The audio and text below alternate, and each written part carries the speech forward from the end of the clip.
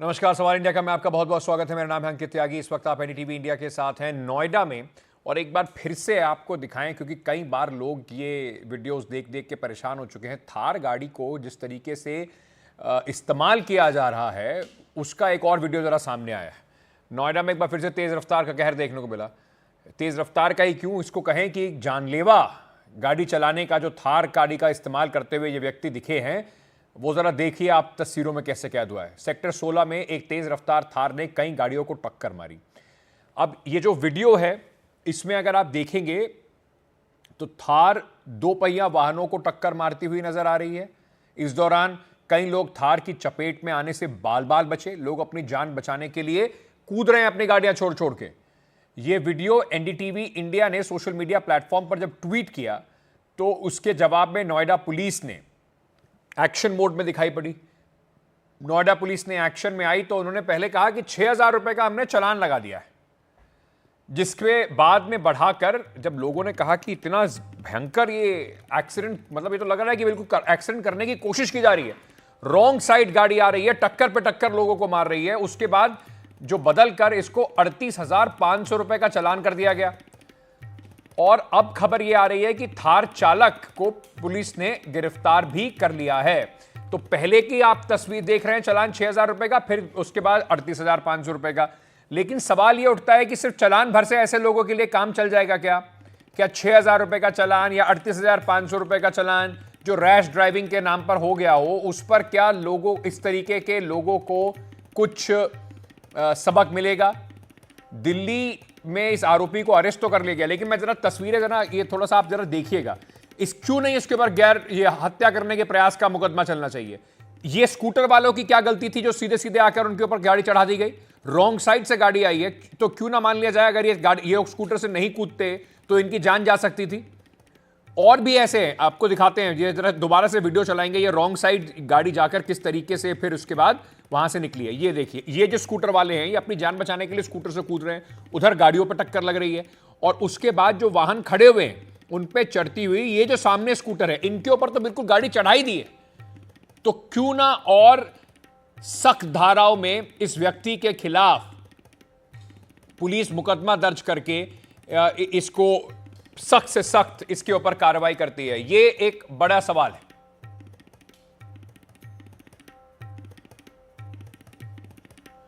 चलिए, हमारे साथ इस वक्त कुछ मेहमान जुड़ रहे हैं।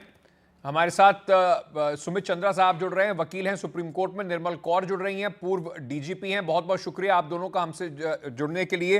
निर्मल जी, मैं सबसे पहले आपसे पूछना चाहूंगा क्योंकि पहला काम पुलिस का है। एक पोस्ट कर दिया एनडीटीवी ने, जब इसको दिखाया, इस खबर को चलाया तो उन्होंने पोस्ट कर दिया कि 6,000 रुपए का चालान कर दिया। उसके बाद लोगों ने कहा कि इस तरीके का गंभीर अपराध का सिर्फ 6,000 का चालान तो कहा, नहीं 38,500 रुपए का चालान कर दिया है। 2 चालान इन्होंने इसके बाद बता दिए कि देखिए पहले हमने ये करा था, अब हमने बढ़ा दिया है। पुलिस की क्या इसमें और जिम्मेदारी नहीं बनती थी? अभी उस अभियुक्त को पकड़ लिया गया है, लेकिन क्या इसके ऊपर सख्त धाराओं में नहीं इसके ऊपर मुकदमा दर्ज होना चाहिए? बिल्कुल बिल्कुल, जिस तरह से जो वीडियो सामने आई है उससे लग रहा है कि वो रैश एंड नेग्लिजेंट ड्राइविंग ही नहीं, बहुत कुछ और है। या तो वो पिए होंगे या नशे में होंगे, नशेड़ी होंगे, और बहुत ही आउट ऑफ कंट्रोल गाड़ी चला रहे हैं, रॉन्ग साइड से जा रहे हैं, सब कुछ रौंदते हुए चले जा रहे हैं। तो जो भी रास्ते में आ रहा है उसको वो मतलब एकदम मतलब आप कह सकते हैं कि कल्पेबल होमिसाइड ही किस्म का मामला बनता है। डेफिनेटली ग्रीवियस इंजरी तो किसी को तत्काल हो सकती थी, attempt to cause grievous injury तो है ही है।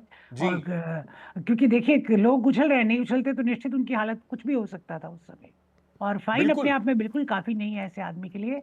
फाइन तो एक बहुत ही माइल्ड सी चीज है। जो थार रख सकता है वो 38,000 रुपए भी दे सकता है।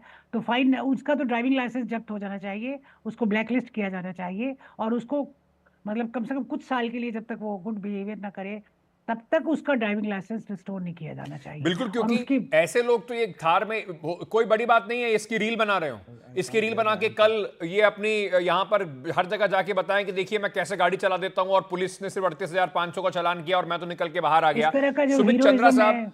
सुमित चंद्रा साहब, मैं आपसे ये बात समझना चाहता हूं कि क्या किसी की दुखद मौत इसमें हो जाती या किसी को बहुत ज्यादा चोट लग जाती, उसके बाद ही इनके ऊपर इतने बड़ा कोई बड़ी धाराएं लगाई जाती? मतलब लोगों की किस्मत है कि वो बच गए, वरना जिस तरीके से गाड़ी चला रहे थे ये किसी को छोड़ने के मूड में तो दिखाई नहीं पड़ रहे थे। नहीं, आप इसमें जो है सिर्फ इसलिए नहीं क्योंकि इसमें किसी को चोट नहीं लगी है तो इसलिए कुछ एक्शन नहीं लिया जा सकता, ऐसा नहीं है। सेक्शन 84 का प्रावधान इसमें इंपॉर्टेंट है मोटर व्हीकल्स एक्ट का, जो बात करता है डेंजरस ड्राइविंग की।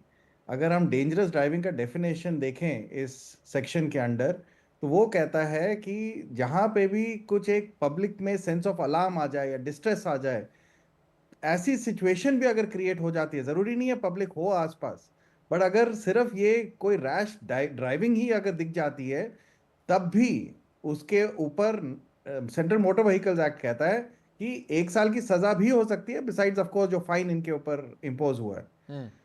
ऐसा नहीं है कि लोगों को होना या उनका चोट होना ही जरूरी था। चोट हो जाता, अगर किसी को लग जाती, तो फिर जाता आपका प्रोविजन ऑफ भारतीय न्याय संहिता में। पर अभी वो सिचुएशन आई नहीं है, तो हम मोटर व्हीकल्स एक्ट में भी जाए जहां पे भी फिर से इम्प्रिजनमेंट के लिए प्रोविजन है। तो अब देखा जाए, पुलिस इन्वेस्टिगेशन करेगी, पकड़ा जब जाएगा तब उसके ऊपर ये सर मैं एक बात और आपसे जानना चाहूंगा, ऐसे व्यक्तियों को, जैसे हमने देखा है कि अगर आप एक हवाई जहाज में जा रहे हो और आप वहां जी पे किसी से बदसलूकी कर दें, किसी की पिटाई कर दें, एयर होस्टेस से बदतमीजी कर दें, कुछ और कह दें, तो आजकल बड़ा हमने देखा है प्रावधान बन गया है नो फ्लायर लिस्ट में डालने का कि आपको भाई हमारी एयरलाइन में आप साल भर के लिए 2 साल के लिए आपको अलाउड नहीं है उड़ना। जी इस तरीके से जो गाड़ी चला रहा है व्यक्ति, क्या इनका लाइसेंस जब्त नहीं करना चाहिए, इंपाउंड करके कैंसिल कर देना चाहिए लाइसेंस? कम से कम आगने वाले कुछ समय तक इनको एक ऐसी सबक मिलना चाहिए कि आप सड़क पे गाड़ी लेके उतरेंगे ही नहीं। बिल्कुल बिल्कुल, लाइसेंस जब्त करने का भी प्रावधान है, मोटर व्हीकल्स एक्ट में भी है। तो और ये भी देखा जाएगा कि वो इसका पहला ऑफेंस था, पहले भी ये कर चुका है। ड्राइवर्स लाइसेंस जो था उसका लर्नर्स लाइसेंस का था या प्रॉपर लाइसेंस मिला हुआ था। अभी तो हमें ये भी नहीं पता, लाइसेंस ड्राइविंग जो कर रहा था वो माइनर था, वो ड्राइविंग कर रहा था, वो लर्नर्स लाइसेंस पे था। वो सब एस्पेक्ट देखे जाएंगे। पहला ऑफेंस था, इससे पहले भी हो चुका है, तो कई एस्पेक्ट्स इन्वेस्टिगेशन के दौरान निकलेंगे। अकॉर्डिंगली अगर जरूरत पड़ेगी तो उसका लाइसेंस भी जब्त हो सकता है।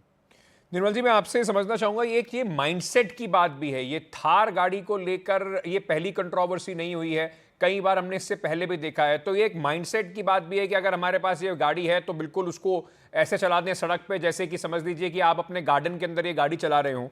तो ये कहीं ना कहीं ये भी दर्शाता है, जिस तरीके से ये व्यक्ति खुलेआम इस तरीके की हरकत करते हुए निकला है, कि शायद डर जो है ना पुलिस का, कि ट्रैफिक पुलिस देख रही होगी या लॉ एंड ऑर्डर वहां पर मुस्तैद होगा, वो थोड़ा डर भी शायद लोगों के बीच में नहीं है।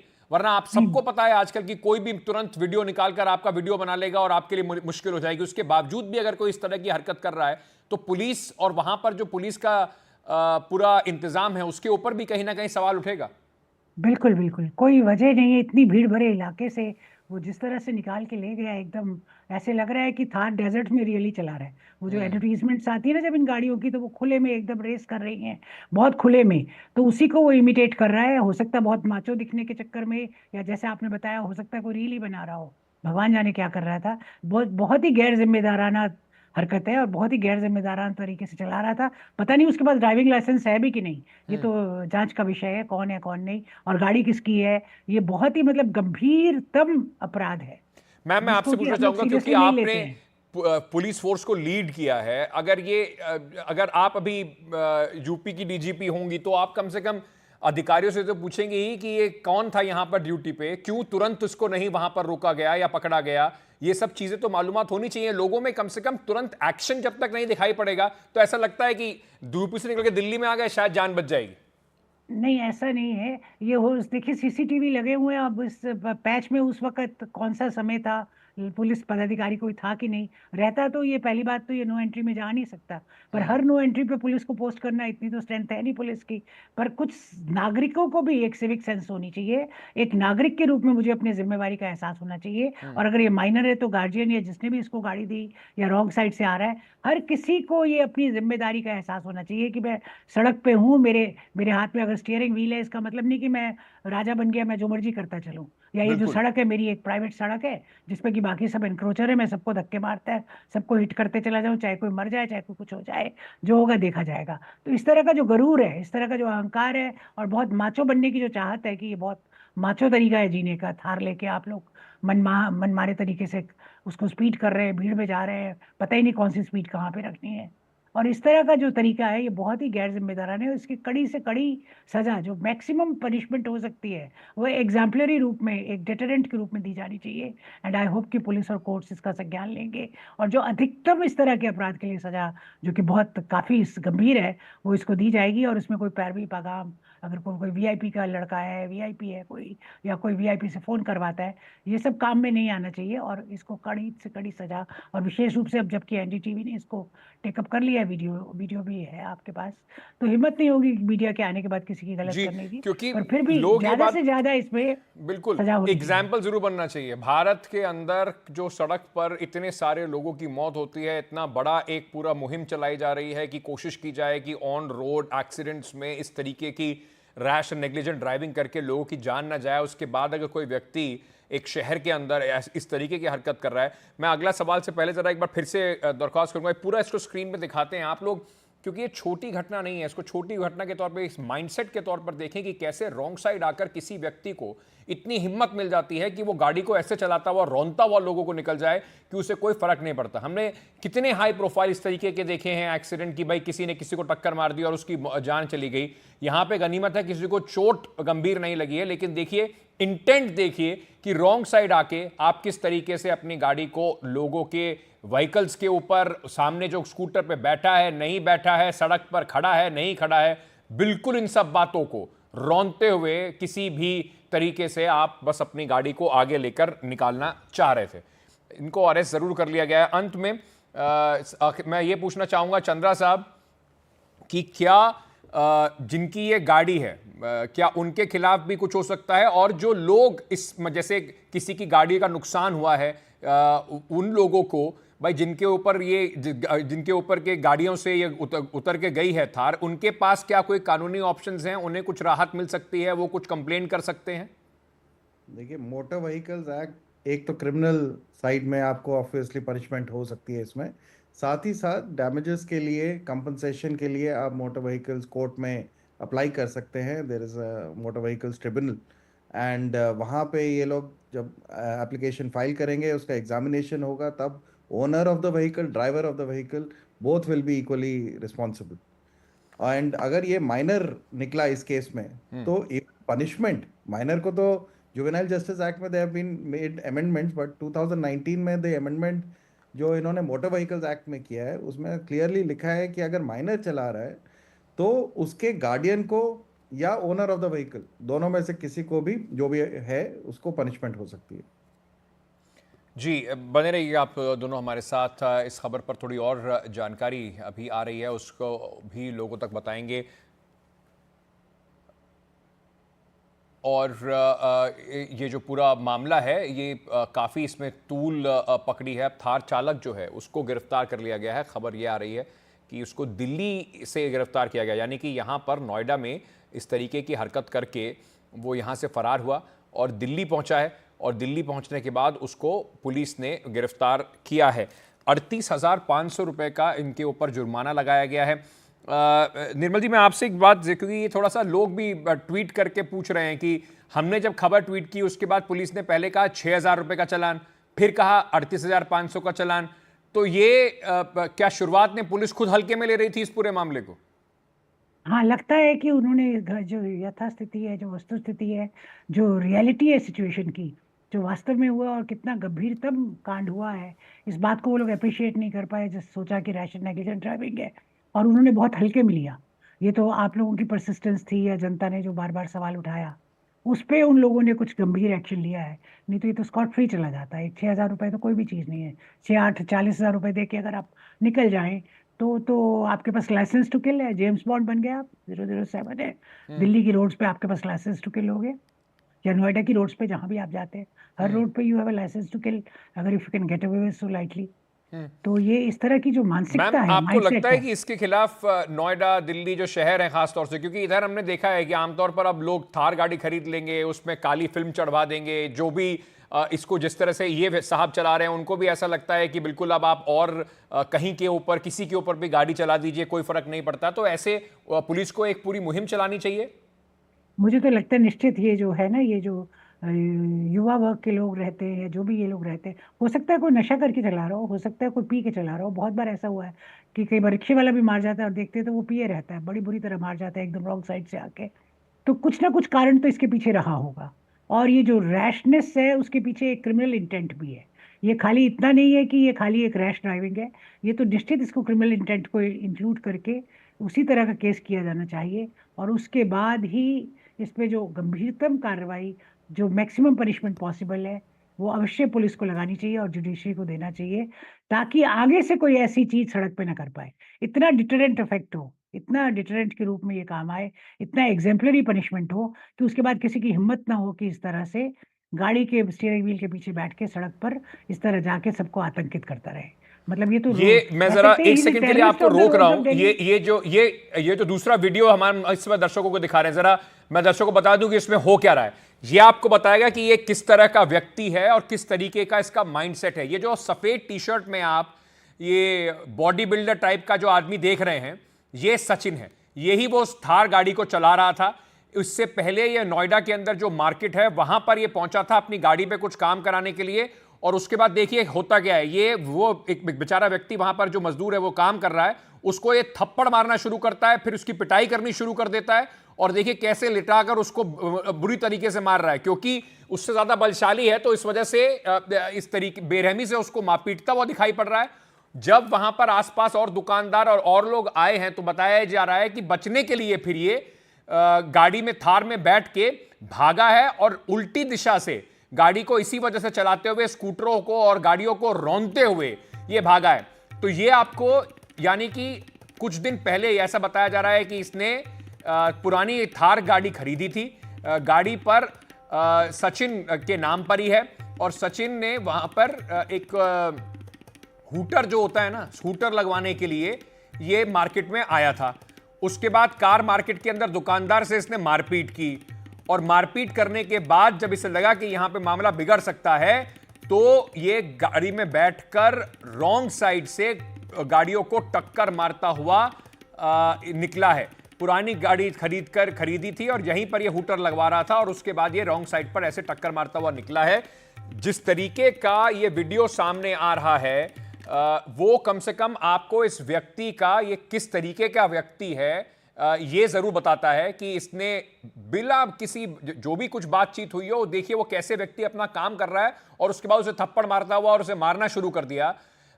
ये उससे थोड़ी देर पहले का वीडियो है। सुमित चंद्रा साहब, अब एक और वीडियो ये जो हम इस वक्त दिखा रहे हैं, आरोपी इसमें दिखाई पड़ रहा है, सचिन नाम का लड़का है। ये थप्पड़ ही थप्पड़ मारता दिखाई पड़ रहा है, एक व्यक्ति की बुरी तरह से पिटाई कर रहा है और फिर उसके बाद बचने के लिए रॉन्ग साइड से लोगों को टक्कर मारता हुआ, उनकी जान की परवाह ना करता हुआ वहां से भागा है। कौन कौन सी धाराएं इस पर लगनी चाहिए सर? अब इस पे लड़ाई जो इसने करी है वो अलग ऑफेंस बन जाता है। 323 आईपीसी में पहले होता था, भारतीय न्याय संहिता में जो रेलेवेंट प्रोविजंस हैं, और उसको करने के बाद, ऑफेंस करने के बाद भागा है, तो उसके बाद उसने ये एक्सीडेंट्स करी है, तो एक चेन ऑफ इवेंट्स अब बन गया है और ये बहुत ही डेंजरस सिचुएशन है। ये अब अच्छा हुआ पकड़ा गया, थैंक्स टू आप लोगों का, इतना जो आप लोगों ने किया है इसको टेकअप, जिसकी वजह से पुलिस एक्टिव होके इतना ये इंसान पकड़ा गया है। तो इसके ऊपर अब कार्रवाई होगी, सारे एक्ट्स लगेंगे इसके ऊपर, एंड आई एम श्योर अब पनिशमेंट जो है इसकी काफ़ी ज़्यादा होगी, काफ़ी इम्प्रिजनमेंट थोड़ी लंबी होगी, but again to the description of the court. जब ये केस कोर्ट में जाएगा वो जज साहब के ऊपर है कैसे। पर सर जो प्रावधान जैसे आप बता रहे हैं उसमें क्या क्या कितने समय की सजा हो सकती है? कैसे 38,500 रुपए देकर इनका काम चल जाएगा अब, या इनके ऊपर जेल की सजा भी इन्हें हो सकती है? जेल की सजा भी हो सकती है। मोटर व्हीकल्स एक्ट में 1 साल की सजा है, आपके न्याय संहिता में 3 साल की सजा है मार पिटाई की भी, और इसके जो लड़ाई करी है इसने, और अगर रैश एंड नेग्लिजेंट ड्राइविंग हम भारतीय न्याय संहिता में देखें उसका अलग से उसमें इम्प्रिजनमेंट में की, तो कम से कम ये साल भर के आसपास तो जाएगा ही जाएगा, जो मेरा एस्टिमेट है, जैसे इन केसेस में होता है अगर इसके अगेंस्ट ये सारे ऑफेंसेस प्रूव हो जाते हैं तो। चलिए, और जिस तरीके की प्रवृत्ति का ये व्यक्ति दिख रहा है, ये भी देखना जरूरी होगा कि क्या इसका पहले इसके ऊपर कोई केसेस हैं, इसके ऊपर क्या कोई धाराएं लगी हुई हैं, इसके खिलाफ कोई केस रजिस्टर्ड है, क्योंकि कोई भी आम आदमी, कोई भी कम से कम ठीक सोचने वाला व्यक्ति कहीं पर जाके भी कुछ अगर ऊपर नीचे होता भी है तो मार पिटाई करने से पहले 2 बार सोचता है। ये आपको खास तौर का एक माइंडसेट चाहिए कि आप इतनी आसानी से लोगों को पीट दें और उसके बाद बिना जान की परवाह करते हुए गाड़ी लेकर इस तरीके से चढ़ाते हुए निकल जाएं। बहुत बहुत शुक्रिया आप दोनों का हमारे साथ जुड़ने के लिए। उम्मीद यही कर रहे हैं कि इनके ऊपर सख्त से सख्त कार्रवाई हो, कम से कम एक ऐसा एग्जाम्पल सेट किया जाए कि ये खुद भी आगे से ऐसा कुछ करने से पहले 10 बार सोचे और जो व्यक्ति इनको देखकर इन्फ्लुएंस हो रहे हो वो भी 10 बार सोचें कि इस तरीके की हरकतें करने का अंजाम क्या होता है। चलिए, खबर और भी आ रही है। संभल में मस्जिदों को ढका जा रहा है। होली से पहले मस्जिद जो प्रशासन है उन्होंने कहा है कि मस्जिदों को होली वाले दिन ढका जाएगा। प्रशासन की कार्रवाई होली में संभावित गड़बड़ी से बचने की तैयारी के लिए ये किया जा रहा है। संभल के अलावा दूसरे शहरों में भी मस्जिदों को ढका जा सकता है। हमारे सहयोगी रणवीर इस वक्त हमारे साथ जुड़ रहे हैं। रणवीर, कहा तो ये जा सकता है कि देखिए होली पर गड़बड़ी ना हो इस वजह से मस्जिदों को ढका जा रहा है, लेकिन ये भी कमाल की बात है कि अगर अब ये टाइम भी देखने का लोगों को मिलेगा कि अपना त्योहार मनाने के लिए औरों को इस तरीके से सुरक्षा के इंतजाम कम से कम अपने धार्मिक स्थलों के लिए करने पड़े। देखिए, इसको इस तरह से देखिए कि ये होली का मौका है, परसों होली होने वाली है और रमज़ान का महीना चल रहा है जिसमें शुक्रवार के दिन दूसरा जुमा होने वाला है। और जिस तरह से प्रशासन जानता है कि बहुत से थोड़े से लोग होते हैं जो माहौल ख़राब करने की कोशिश करते हैं, लेकिन उन थोड़े लोगों की वजह से पूरे शहर का, कई बार प्रदेश का माहौल ख़राब होता है। और ये माहौल ना ख़राब हो, सब अपना अपना त्यौहार अपने अपने तरीके से खुशी से मनाएं, इसकी कोशिश हो रही है। और संभल से लेकर शाहजहांपुर और यूपी के तमाम अलग अलग जो शहर हैं वहाँ ज़िला प्रशासन ने हिंदू और मुस्लिम दोनों पक्षों के साथ पीस कमेटी की बैठकें की हैं। ऐसे लोग जो कि दोनों धर्मों के आम लोगों को प्रभावित करते हैं, जो थोड़ा प्रभावशाली होते हैं, ऐसे लोगों के साथ बैठक करके प्रशासन अपील करता है, लोगों से को समझाता है कि कोई भी माहौल ख़राब करने की कोशिश ना करे। और इसी पीस कमेटी के बैठक में एक फ़ैसला ये हुआ कि चूँकि जुलूस निकलता है और जुलूस निकलता है तो लोग रंग खेलते हैं, होली का दिन है, रंग खेलेंगे। और रास्ते में पड़ने वाले जो भी मस्जिदें हैं, चूँकि मस्जिदों पे रंग पड़ेगा तो किसी को आपत्ति हो सकती है, तो वो आपत्ति भी ना हो और दोनों ही पक्ष अपना अपना त्यौहार मनाएं। इसकी कोशिश में दोनों पक्षों की सहमति के आधार पर मस्जिदों पर तिरपाल लगाई गई है ताकि अगर कोई रंग पड़े भी तो तिरपाल पे पड़े, मस्जिद भी अछूती रहे रंगों से, त्यौहार भी आराम से निपट जाए और शांति व्यवस्था बनी रहे। और इसी कोशिश के तहत अगर हम देखें तो संभल में इसकी शुरुआत हुई है। एक जुलूस निकलता है, पारंपरिक जुलूस है, हर साल निकलता है। ऐसे में करीब 10 मस्जिदें हैं जिन मस्जिदों पर तिरपाल लगाया जा रहा है, CCTV कैमरे लगाए गए हैं। इसके अलावा ड्रोन से निगरानी की व्यवस्था है, पुलिस और पैरामिलिट्री को भी तैनात किया गया है। और अगर दूसरे शहरों की बात करें तो गोरखपुर में भी एक जुलूस निकलता है, वहाँ खुद मुख्यमंत्री योगी आदित्यनाथ मौजूद रहते हैं। इसके अलावा शाहजहांपुर में लाट साहब की एक जुलूस निकलता है। लाट साहब के जुलूस में बैलगाड़ी पे एक व्यक्ति को बैठाते हैं जिसको जूते मारते हैं। और विश्वनाथ मंदिर है एक शाहजहांपुर में, वहाँ पर लाट साहब को माथा टेकना होता है। तो ये सारे जितने भी पारंपरिक जुलूस हैं अलग अलग शहरों में ये निकलते रहे हैं। लखनऊ में भी जुलूस निकलता है। तो ऐसे में अमन चैन कायम रहे, कानून व्यवस्था बनी रहे, इस कोशिश के तहत ये सब कुछ किया जा रहा है। बहुत बहुत शुक्रिया हमारे साथ जुड़ने के लिए। चलिए आगे बढ़ते हैं और एक छोटा सा ब्रेक लेके आपके पास और खबरें लेकर वापस आ रहे हैं। बने रहिए हमारे साथ।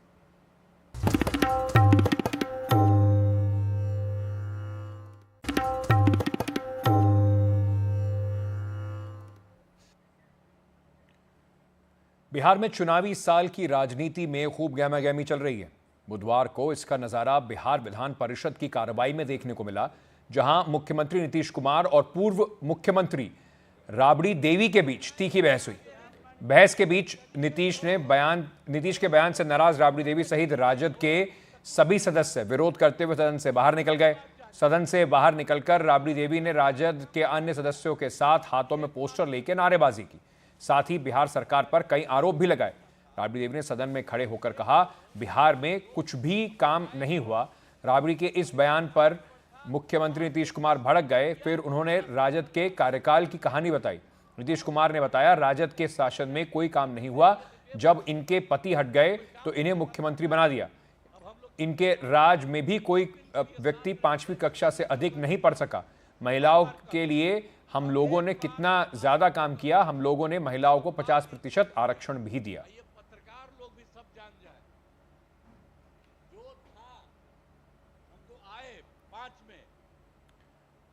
वहीं राबड़ी देवी का नीतीश कुमार के ऊपर उन्होंने भी जम के हमला बोला। महिलाओं का अपमान करते हैं नीतीश कुमार, ऐसा उन्होंने आरोप लगाया और कहा कि बिहार में कुछ भी नहीं हो रहा है। नीतीश कुमार क्या आते हैं हाउस में, अनसंट महिलाओं को बीच में बोलते हैं, महिलाओं का अपमान करते हैं। एक नहीं, बिहार के महिला को, बिहार के महिला, पूरा बिहार के महिलाओं को, हमको भी सदन में भी बेइज्जत करते हैं, आरोप लगाते हैं कि 2005 से पहले कपड़ा कोई नहीं पहनता था, कोई काम नहीं हुआ है। हम तो बोला कि फाइल उठा के पुराना देखिए, तुम क्या कर रहे हो, हम लोग क्या क्या काम किए हैं। बिहार के जनता नहीं जाना है कि क्या क्या हम लोग काम किए, महिलाओं के लिए, पिछड़े के लिए, सभी अति पिछड़ा के लिए, सबको लिए काम किए हैं। नीतीश कुमार जी कहते हैं कार्रवाई करते हैं, एक्शन लेते हैं, बेतुका बयान है, फालतू का बयान है, बेकार का बयान है, तथ्य नहीं है इसमें। मुख्यमंत्री जी को कोई जानकारी नहीं है। उनको ये जानकारी होनी चाहिए मुख्यमंत्री जी को कि पुलिस के लोग सजा नहीं दिला पाते हैं, अदालत ले जाते अपराधियों को, सब लोग जो है बाहर आ जाते हैं। ऐसे अपराधी तो क्या एक्शन हो रहा है? कोई नहीं, कोई एविडेंस जो है पुलिस ने जुटा पाती है। फेलियर किसका है? गृह मंत्रालय किसके पास है 20 सालों से? कौन है मुख्यमंत्री? तो नाम एक ही आता, नीतीश कुमार। अब तो अचेत अवस्था में, उनको तो लग रहा है कि सब कुछ ठीक है। हमारे सहयोगी प्रभाकर इस वक्त पटना से हमारे साथ जुड़ रहे हैं। प्रभाकर, ये जो नोकझोंक है और तीखी होने वाली है चुनाव से पहले। जी बिल्कुल, देखिए जैसे जैसे चुनाव का समय नज़दीक आएगा वैसे वैसे ये नोकझोंक जो है आपको तीखी दिखेगी और गंदी भी होती हुई दिखेगी। अभी लगातार पिछले 5 दिनों से हमने देखा 2 बार नीतीश कुमार और राबड़ी देवी आपस में भिड़ गए। जो आरजेडी है या जो विपक्ष है वो लगातार ये आरोप लगा रहा है कि नीतीश कुमार की ज़बान खराब होती जा रही है, नीतीश कुमार का जो लहजा है वो खराब होता जा रहा है। हालांकि उन्होंने किसी असंसदीय भाषा का प्रयोग नहीं किया, लेकिन इसके पहले भी जो 4 दिन पहले हुआ था और आज भी जो हुआ उसमें नीतीश कुमार तुम तड़ाक का प्रयोग करते हुए दिखे, खासकर राबड़ी देवी के लिए, जो कि विपक्ष की नेता हैं, इस प्रदेश की पहली महिला मुख्यमंत्री हैं। और उन्होंने, नीतीश कुमार ने कहा था पिछली बार भी कि तुम्हारे पति को मैंने मुख्यमंत्री बना दिया है। जब वो तुम्हारे पति बोलते हैं उसका मतलब लालू प्रसाद यादव से होता है कि तुम्हारे पति को मैंने मुख्यमंत्री बना दिया और वो जो है खुद हटा तो उसने तुमको मुख्यमंत्री बना दिया, मतलब राबड़ी देवी की वो बात कर रहे थे। इन सारे जो तरीके हैं बोलने पे, इस पे राजद और विपक्ष ने आपत्ति जताई। विपक्ष का कहना था कि आप एक महिला के लिए इन शब्दों का प्रयोग नहीं कर सकते, इस लहजे का प्रयोग नहीं कर सकते और ये नीतीश कुमार जैसे व्यक्ति को शोभा नहीं देता है। आज भी वही मामला हुआ विधान परिषद में, जब नीतीश कुमार बोल रहे थे, जब महिलाओं की बात आई तो उसमें उन्होंने फिर कहा कि 2005 से पहले क्या होता था और तुम लोगों ने महिलाओं के लिए कुछ नहीं किया, जिस पर राबड़ी देवी ने कहा कि 2005 की बात आप मत कीजिए, आप बात कीजिए 2005 से 2025 तक, 20 साल से आप मुख्यमंत्री हैं, आपने क्या किया इस प्रदेश में, उसकी बात कीजिए। और 2005 की जहाँ तक बात है तो उसके पहले बहुत कुछ किया हमने बिहार में, आरजेडी ने या हमारी सरकार ने। तो ऐसा नहीं है कि 2005 के पहले इस प्रदेश में कोई कपड़े नहीं पहनते थे लोग या कुछ खाते नहीं थे। तो इस तरह की बात आप करके लोगों को बरगलाने की कोशिश मत कीजिए। मेरा मानना है कि ये पॉलिटिकल नैरेटिव्स है जो अभी चलता रहेगा और ये इस तरह के आरोप प्रत्यारोप जो हैं जिसका कोई सर पैर नहीं है वो भी खासा आपको देखने को मिलेगा, क्योंकि बिहार में चुनाव है, अक्टूबर के आसपास चुनाव होगा। अभी बजट सत्र चल रहा है, इसमें भी लगातार हम देख रहे हैं नोक-झोंक और विपक्ष का बायकॉट चल रहा है और उसके बाद आपको जैसे ही बजट सत्र खत्म होगा तो ये चीज़ें आपको सड़कों पे होते हुए दिखेंगी। जी बहुत बहुत शुक्रिया हमारे साथ जुड़ने के लिए प्रभाकर। वहीं बिहार में इस साल विधानसभा चुनाव होने वाले हैं, वहां नीतीश कुमार को महागठबंधन टक्कर देने को तैयार है, लेकिन महागठबंधन की पार्टियां आरजेडी और कांग्रेस में कई मुद्दों पर असहमति की जो बात है वो सामने आ रही है। बताया जा रहा है कि आज भी एक बैठक थी जो टल गई है। हालांकि औपचारिक तौर पर सभी पक्ष किसी नाराजगी की बात से इनकार कर रहे हैं, लेकिन अंदरूनी खबरों के मुताबिक कन्हैया के सवाल पर कांग्रेस आरजेडी के बीच आम राय नहीं है। वहीं पप्पू यादव को लेकर भी मामला फंसा हुआ है। चलिए, आपको राजीव रंजन हमारे सहयोगी, उन्होंने पूर्णिया के निर्दलीय सांसद पप्पू यादव से बातचीत की, आपको सुनवाते हैं। हमारे साथ हैं पूर्णिया से निर्दलीय सांसद पप्पू यादव, जो अब कांग्रेस से भी जुड़ चुके हैं। बिहार में क्या राजद और कांग्रेस के बीच में कुछ ठीक नहीं चल रहा है क्या? नहीं, सब कुछ ठीक है। आप कांग्रेस हमेशा अपने एलाइज को लेके चलती है, सम्मान देती है। क्षेत्रीय पार्टी को, कांग्रेस को समझना पड़ेगा कि आप ये जो समझिएगा आपसे कांग्रेस है, ये उचित नहीं है। कांग्रेस जब ये नहीं समझती है कि कांग्रेस से आप हैं, लेकिन कांग्रेस के बगैर बीजेपी को हराना संभव नहीं है, नामुमकिन है। कांग्रेस ही बीजेपी को हरा सकती है, कांग्रेस ही एक नई रास्ता निकाल सकती है। कांग्रेस के साथ ही सभी जाति, आज भी अपर कास्ट, लेकिन सुनिए ना सर, आज भी 70% अपर कास्ट कांग्रेस के वर्कर हैं, आप इसको जान लीजिए। लेकिन ये भी कहा जा रहा है कि लेकिन एलाइज जो है, खास तौर से जो राजद जो है, आप ज़्यादा सक्रिय हो रहे हैं, कन्हैया कुमार सक्रिय हो रहे हैं, ये उनको रास नहीं आ रहा। अच्छा एक बात बताइए, हम और कन्हैया जी हों या अखिलेश जी हों, तारिक अनवर साहब हो, जावेद जी हो, हम लोग सब मिल कर ना बिहार जो लीडर हैं हमारे शकील भाई हैं, सब लोग मिल के ना काम करेंगे। कांग्रेस के लिए ना काम करना है हमको, और पार्टी से अभी क्या मतलब, संगठन हमें काम करना है। हमको कौन सीट चाहिए कांग्रेस न तय करेगी, कोई और तय नहीं न करेगा। कांग्रेस को कौन सीट चाहिए, हमारा गठबंधन के साथ सीनियर लीडर तय करेंगे। कैंडिडेट कौन होगा कांग्रेस तय करेगा कि कोई और तय कर देगा। लेकिन जो आपको जो अलायंस पार्टनर है उनको रास नहीं आ रहा, इतना आप लोग एक्टिव रोल प्ले कर रहे हैं। जो देखिए मेरी समझ क्या है इसको समझिए, अलायंस पार्टनर जहाँ भी है उनको ये अहंकार को छोड़ना पड़ेगा और उनको ये समझना होगा सामाजिक और राजनीतिक परिवेश बिहार की। नीतीश कुमार जी अनटचेबल हैं, पॉलिटिकल क्रेडिबिलिटी नहीं है, लेकिन नीतीश कुमार के बगैर बीजेपी की कोई हैसियत नहीं है। Nitish Kumar ji as a man आज भी पॉलिटिकल रूप से जिंदा है, एज ए मैन, जबकि उम्र के अस्वस्थता के कारण वो बिल्कुल कमज़ोर पड़ चुके हैं, उनकी वो हालात नहीं हैं। लेकिन बीजेपी इस्तेमाल करके नीतीश को ख़त्म करके बीजेपी चाहेगी कि जो एक स्टेट बचा है हमारी सरकार बनने के लिए अकेला, वो है बिहार। लेकिन राजद के लोग ये भी कह रहे हैं कि जिस तरह से कांग्रेस जो है पिछली बार अगर चुनाव विधानसभा की बात करें, वो इतना कम सीट लड़ी थी, उसके बावजूद बहुत कम उसका। देखिए ना, राजद कांग्रेस के बारे में नहीं सोचे, समय काल पात्र के अनुसार चीज़ें चेंज हुई है। राजद से हम आग्रह करेंगे कि आप निश्चित रूप से बड़ी पार्टी हैं, मजबूत हैं, आपको चाहिए झुक जाना, आपको चाहिए गले लगा लेना, और आप आज के डेट में आप डिक्टेट करने की स्थिति में नहीं है। आज संसद के बाहर पप्पू यादव और बिहार कांग्रेस अध्यक्ष अखिलेश प्रसाद सिंह एक साथ दिखे। दोनों से हमारे सहयोगी मनोरंजन भारती ने भी बातचीत की। क्या हाल है? मीटिंग तो खत्म हो गया, पप्पू बाबू अब डेट तय करेंगे तब फिर होगा। पप्पू बाबू के वजह से मीटिंग हुआ ना, लीडर ये है, तय हम करेंगे। आप ही लोग के तो वजह से हुआ है, आपके और कन्हैया की वजह से कहा जा रहा है। सर देखिए एक बात समझिए, लीडर है। हाँ, क्या दिल मिल गए होली में? कुछ भी दिल मिले हैं। अच्छा एक बात बताइए, कांग्रेस के अध्यक्ष है ना, हाँ और हम एसोसिएट मेंबर हैं, हाँ, तो बगैर इनका क्या मतलब है अभी बिहार नहीं में? तो कहा जा रहा है कि आपके और कन्हैया की वजह से जो है लालू यादव और तेजस्वी नाराज हो गए हैं। काहे के लिए नाराज और आप लोगों से पूछा भी नहीं किया अखिलेश जी? अध्यक्ष हाँ? है, नाराज क्या? कोई नाराजगी नहीं, सर नो नाराजगी। इसका मतलब आपने कहा कोई नाराजगी नहीं है। कोई काहे को नाराजगी होगी भाई? अभी सेवा दल यात्रा किया था, पटना से लेके गया तक, कोई नाराजगी नहीं। जितना एक्टिविटी कांग्रेस का होगा हमको तो खुशी होगी।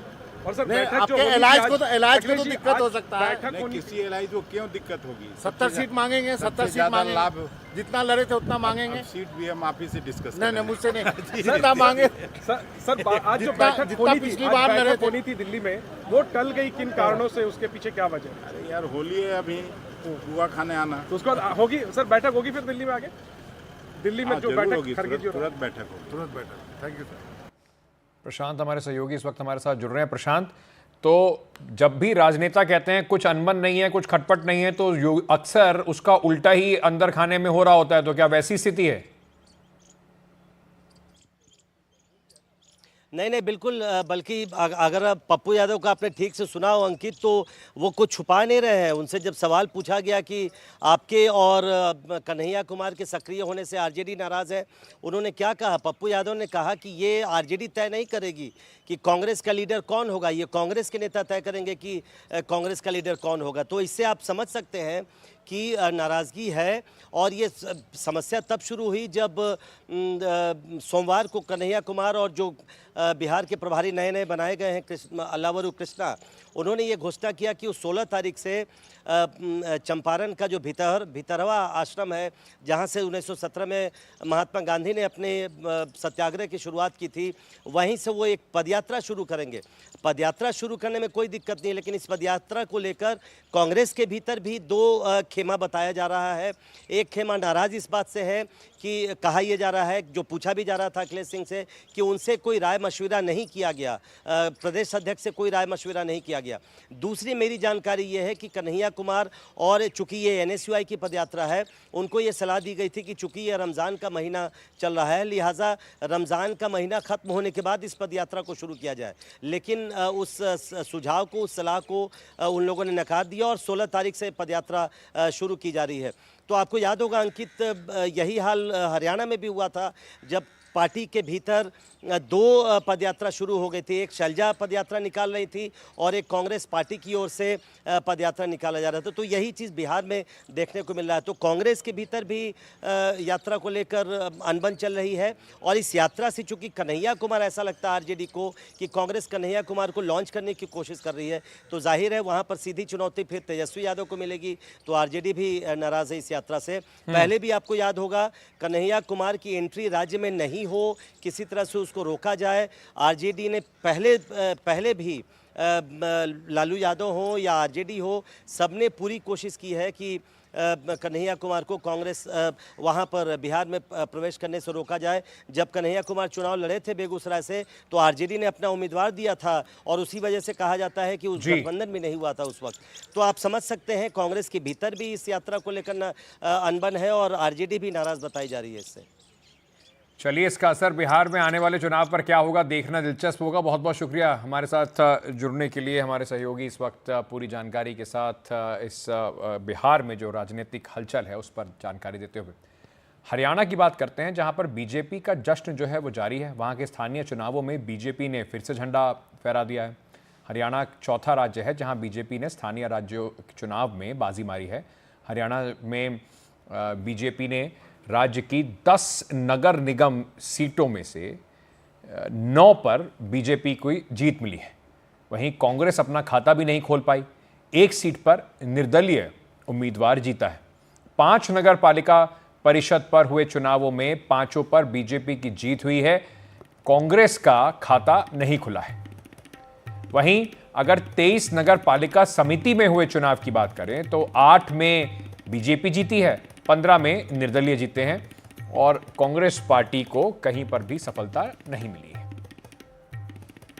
जितने भी लोग हैं, चाहे वो अलग अलग विभिन्न दलों के लोग हैं, मौका परस्त, सिर्फ मौका परस्त, सत्ता प्राप्त करना ही उन लोगों का लक्ष्य है। लोगों की सेवा करके उनको मूलभूत सुविधा उपलब्ध करा के उनके जीवन में सुख संपन्नता आए, ये उनकी दिमाग में भी कोसों कोसों तक विचार। इंजन सरकार बन गई। आज ट्रिपल इंजन की सरकार में हम लोगों से निवेदन करते हैं कि हाथ जोड़ के कि आपने हम लोगों को जो आशीर्वाद बख्शा है, इस आशीर्वाद को हम लोग बदनाम नहीं होने देंगे। पर हुड्डा साहब कह रहे हैं हमने सीरियसली लड़ा ही नहीं इलेक्शन, हमने कैंपेन नहीं किया। कभी सीरियस नहीं हो सकते, लोग ही उनको सीरियस नहीं लेते। क्या लगता है, क्या स्ट्रेंथ क्या रही मंत्री जी? स्ट्रेंथ तो हमने हर मैं कहूँगा कि हमने जन आकांक्षाओं पर खरे उतरते हुए जहाँ जहाँ भी पार्टी सिंबल पर चुनाव लड़ा, वहाँ हमने लगभग सब सीटों को जीता है। और लोगों का जो रुझान है, उस रुझान को देखकर मैं कह सकता हूँ कि कांग्रेस बिल्कुल अब कहीं भी खड़ी हुई नजर नहीं आती। हरियाणा में सिविक पोल जीतने के बाद हम ये तस्वीरें दिखा रहे हैं। यहाँ पे मुख्यमंत्री को रोजिंग वेलकम दिया गया है बीजेपी के सपोर्टर्स के द्वारा। इस वक्त की तस्वीरें दिखा रहे हैं, डोल बीट्स चल रही हैं। यहाँ पे जश्न मनाया जा रहा है क्योंकि कहीं ना कहीं कहा जा रहा है कि आज जो सरकार है वो ट्रिपल इंजन सरकार हो गई है हरियाणा में, क्योंकि जो हरियाणा में अब लगातार डेवलपमेंट चल रही है। ट्रिपल इंजन सरकार, क्योंकि डबल इंजन सरकार लगातार काम कर रही थी, और इसकी सरकार की पॉलिसी के बाद हमने ये तस्वीरें दिखा रहे हैं। मुख्यमंत्री जो हरियाणा के हैं वो यहाँ पे अपने सपोर्टर्स को मिलते हुए, और उनका ये कहना है कि लगातार जो बीजेपी की पॉलिसी है उनको लोगों ने एक बार फिर से मैंडेट दिया है, और जश्न मनाया जा रहा है पूरे हरियाणा में। और हरियाणा में कहा जा रहा है कि ट्रिपल इंजन सरकार आज हरियाणा में बन गई है। और वहीं फरीदाबाद में सबसे ज़्यादा वोटर लेके जो मेयर बने हैं उन्होंने आज रिकॉर्ड भी कायम किया है, क्योंकि उन्होंने जितनी वोट ली है 3 लाख से ज़्यादा वोट्स लेके आज हरियाणा में और पूरे देश में एक हिस्ट्री बनाई है। कैमरामैन राजेश के साथ गुरप्रीत सिंह चीना फॉर NDTV चंडीगढ़।